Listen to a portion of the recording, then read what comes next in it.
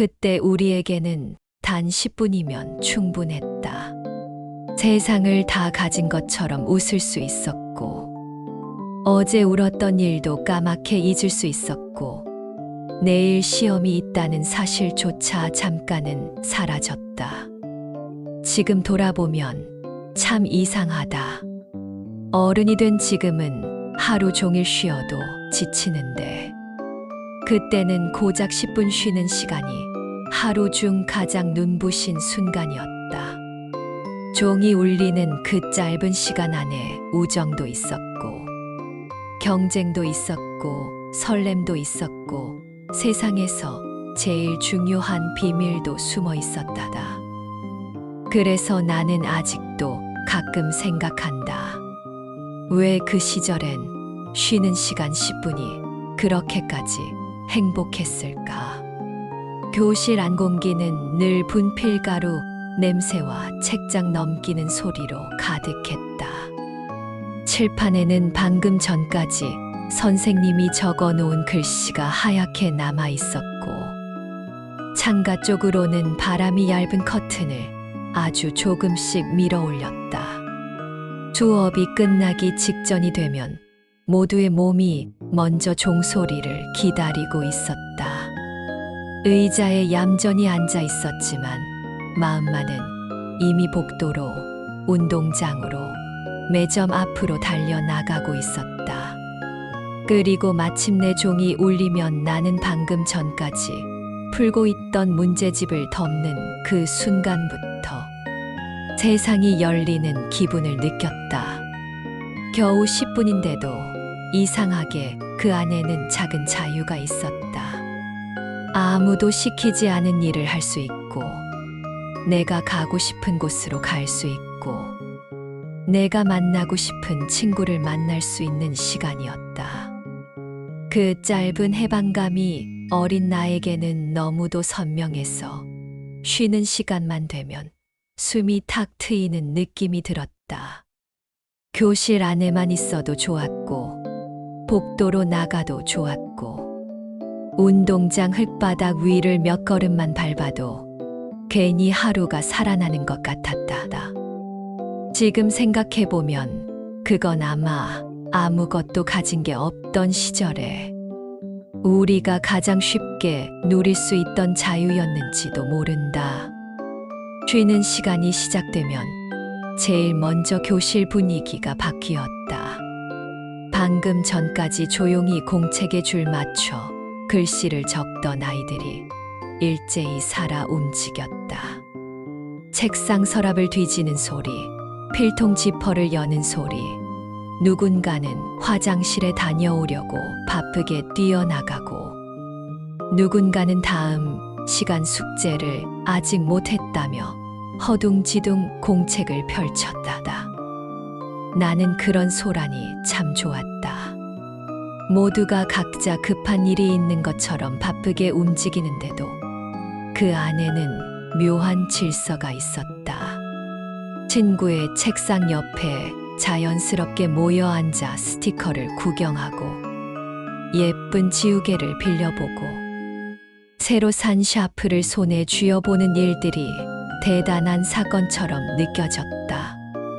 문방구에서 막 사온 냄새 나는 연필캡 하나만 꺼내 보여도 모두의 눈빛이 달라졌다. 반짝이 딱지가 들어간 작은 필통, 향기가 나는 지우개, 눌러서 심을 바꾸는 샤프, 캐릭터가 그려진 연습장 같은 것들은 어른들 눈엔 그저 학용품이었겠지만, 우리에겐 그것이 곧 유행이고 자존심이고 부러움의 대상이었다. 쉬는 시간은 공부와 상관없는 세계가 잠깐 열리는 시간이었다. 나는 그 세계 안에서 친구들의 취향을 알게 되었고, 누가 요즘 뭘 좋아하는지, 누가 누구와 친해졌는지, 누가 새 운동화를 신고 왔는지 제일 먼저 알아차리곤 했다다. 복도는 또 하나의 놀이터였다. 왁스로 번들거리던 나무 바닥이나 차가운 시멘트, 바닥 위를 뛰어다니다가 선생님께 걸리지 않으려고 급히 걸음을 늦추던 순간들이 아직도 생생하다. 복도 창문 아래로 고개를 내밀면 운동장이 내려다 보였고, 멀리 철봉이나 축구 골대가 보이면 괜히 가슴이 먼저 들떴다. 계단참에서는 늘 누군가가 몰래 모여 있었고, 작은 비밀이 오갔다. 어떤 날은 친구와 손을 잡고 화장실까지 다녀오는 그 짧은 길조차 모험 같았다. 세면대 앞에서 찬물을 손에 묻혀 얼굴을 톡톡 두드리던 아이들. 거울을 보며 앞머리를 정리하던 아이들. 급하게 운동장으로 내려가려다 미끄러질 뻔하는 아이들까지 모두가 그 10분을 허투루 쓰지 않았다. 나는 쉬는 시간에 소음이 좋았다. 멀리서 겹쳐 들려오는 운동장 함성, 복도에서 터지는 웃음소리, 다른 반에서 들려오는 떠드는 소리, 교무실 문이 열리고 닫히는 소리까지 모두가 살아있다는 느낌을 줬다다. 그 소리들은 언제나 똑같았지만 이상하게 하나도 지겹지 않았다. 왜냐하면 그 속엔 늘 다음에 무슨 일이 일어날지 모르는 기대가 섞여 있었기 때문이다. 운동장으로 나가는 날은 더 특별했다. 10분밖에 안 되는데도 우리는 꼭 무언가를 했다. 고무줄놀이를 하기도 했고, 땅 따먹기를 하기도 했고, 사방치기 선이 흐릿하게 남아있는 바닥 위를 깡충깡충 뛰어다니기도 했다. 남자아이들은 공기처럼 축구공을 쫓아다녔고, 여자아이들은 고무줄을 묶고 노래의 박자에 맞춰 몸을 움직였다. 나는 친구들 사이에 끼어 고무줄 안으로 발을 넣는 그 찰나가 늘 긴장되면서도 신났다. 순서를 기다리며 발끝을 들썩이다가 내 차례가 오면 괜히 숨을 들이마셨고, 실수 없이 넘어가면 세상을 다 이긴 것처럼 기뻤다. 어떤 날은 공기놀이에 정신이 팔려 종이 치는 줄도 몰랐다. 손 안에 동그랗고 작은 공깃돌이 닿는 감촉, 바닥에 흩어진 돌들을 재빨리 집어 올리던 손놀림. 친구들의 시선이 내 손끝에 모이던 순간은 짧지만 강렬했다. 그때의 놀이는 비싼 장난감도 필요 없었고, 복잡한 규칙도 필요 없었다. 몸 하나, 손 하나, 친구 몇 명만 있으면 충분했다. 그래서 더 재밌었고, 더 오래 기억에 남았다. 무언가를 많이 가져야 행복한 게 아니라는 걸 그 시절에 쉬는 시간이 이미 알고 있었던 것 같다. 매점이 있는 학교라면 쉬는 시간은 거의 전쟁이었다. 종이 울리자마자 복도를 가르며 달려가는 아이들의 뒷모습은 늘 절박했다. 나는 그 풍경을 떠올리기만 해도 웃음이 난다. 빵 하나, 요구르트 하나, 작은 우유 하나를 사기 위해 그렇게까지 서둘렀던 이유는 분명 그게 단순한 간식이 아니었기 때문이다. 그건 쉬는 시간을 가장 제대로 보내고 있다는 증거였고, 누군가와 나눠 먹을 수 있는 작은 사치였고, 오후 수업을 견디게 해주는 위로였다. 손에 쥔 빵 봉지를 뜯는 소리, 빨대를 꽂는 소리, 친구와 반으로 갈라 나눠 먹는 순간은 이상할 만큼 따뜻했다. 매점이 없는 학교에서는 문방구나 학교 앞 작은 가게가 그 역할을 대신했다. 수업이 끝난 뒤에 사 먹어야 하는 게 맞았지만, 쉬는 시간 내내 머릿속엔 이미 그 가게 앞 진열대가 떠올랐다. 불량식품처럼 반짝이는 색깔의 과자, 손바닥만 한 젤리, 쫀득이, 아폴로, 별사탕 같은 이름들이 괜히 하루를 버티게 했다. 먹을 것을 손에 넣는 순간보다 무엇을 살지 친구들과 고민하던 그 시간이 더 즐거웠던 것 같기도 하다. 작은 돈으로도 큰 즐거움을 나눌 수 있었던 시절이라서 쉬는 시간의 군것질은 늘 특별한 행복으로 남아있다. 그 시절 쉬는 시간에는 놀이만 있었던 게 아니다. 유행도 있었다. 누가 어떤 연예인을 좋아하는지, 어떤 가수의 노래를 흥얼거리는지, 어떤 드라마를 챙겨보는지가 쉬는 시간마다 업데이트됐다. 교과서와 참고서 사이에 몰래 끼워둔 스타 사진, 잡지에서 오려낸 조그만 페이지, 공책, 맨 뒤에 적어놓은 가사 한 줄 같은 것들이 우리만의 문화였다. 나는 친구와 어깨를 맞대고 작은 사진 한 장을 들여다보던 시간을 기억한다.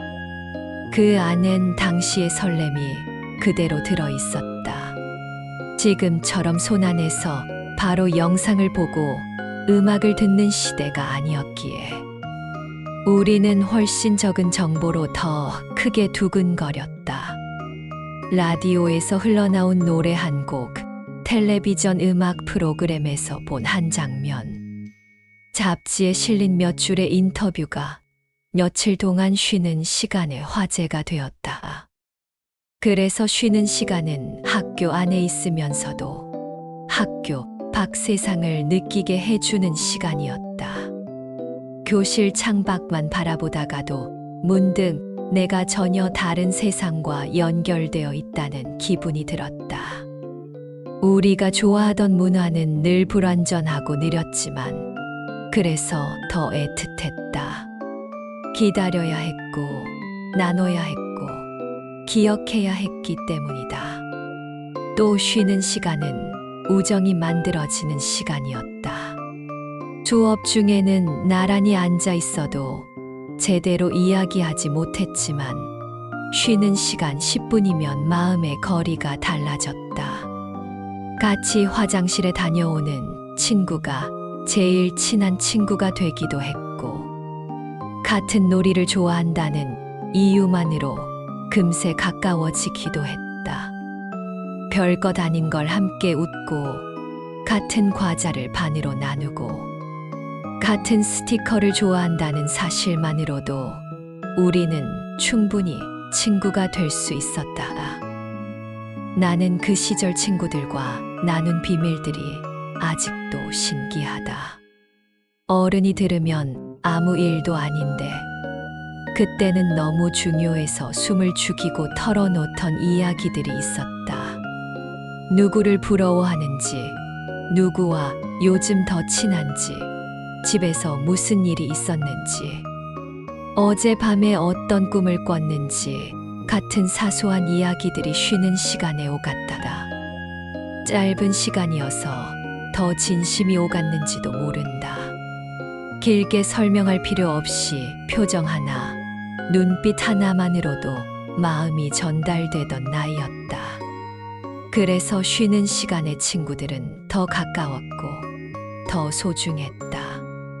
하루 종일 붙어 있어도 결국 정말 기억나는 건 수업 시간이 아니라 그 10분 동안 함께 웃던 장면들이다.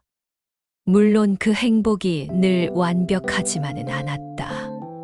어떤 날의 쉬는 시간은 괜히 서러웠다. 친구들 사이에 끼지 못한 것 같은 날도 있었고, 혼자 책상에 앉아 있는 시간이 유난히 길게 느껴지는 날도 있었다. 운동장으로 나가고 싶었지만 용기가 나지 않던 날, 함께 놀고 싶은 친구에게 쉽게 다가가지 못하던 날, 괜히 기분이 상해서 아무 말도 하기 싫던 날도 분명히 있었다. 그런데 신기하게도 쉬는 시간은 그런 마음조차 품어주었다. 창가에 기대어 운동장을 바라보는 것만으로도, 복도 끝에서 바람을 맞는 것만으로도, 교실 구석에서 공책을 뒤적이는 것만으로도 나는 잠깐 나를 달랠 수 있었다. 어린 마음에도 쉬는 시간은 스스로를 정리하는 시간이었던 것 같다. 다음 수업이 시작되면 다시 아무 일 없는 얼굴로 자리에 앉아야 했기에 그 10분 안에서 나는 금방 상처받고 또 금방 회복하는 법을 배웠다. 행복했던 이유는 늘 신나고 떠들썩해서만이 아니었다. 그 짧은 시간 안에서 나는 내 기분을 들여다봤고 친구들과 엇갈리기도 했고 다시 웃기도 했다. 작지만 진짜 삶이 그 안에 있었다.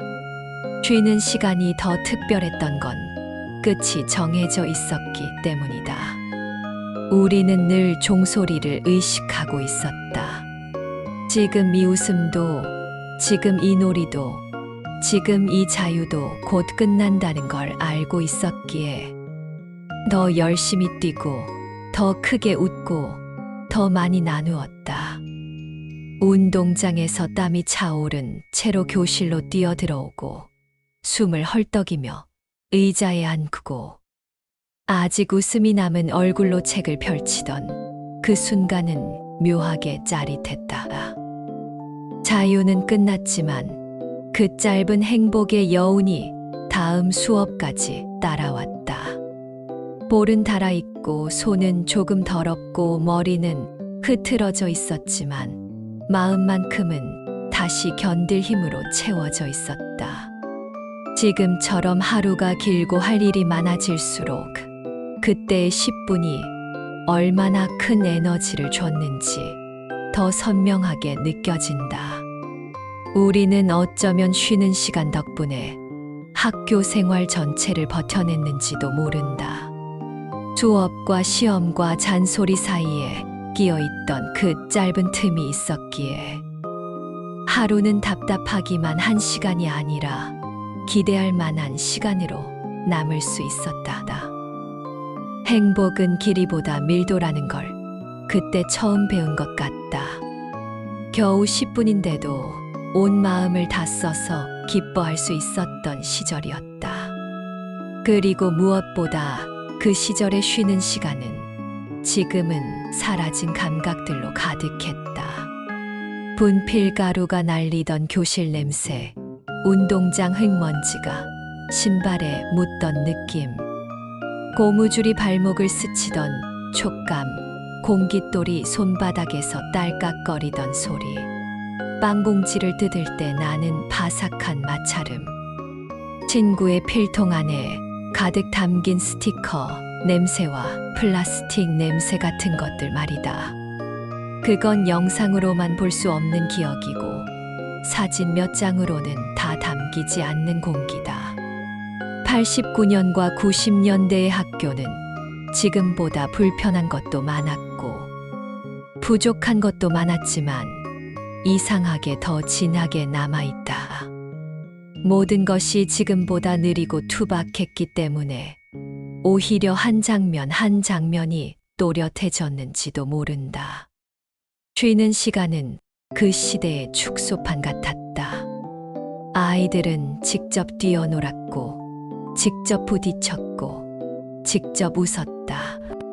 누군가를 기다리는 법을 알았고, 작은 것에 만족하는 법을 알았고, 친구와 같은 방향을 보는 것만으로도 충분히 즐거웠다. 그래서 나는 그 시절을 떠올릴 때 거창한 사건보다 먼저 쉬는 시간이 생각난다.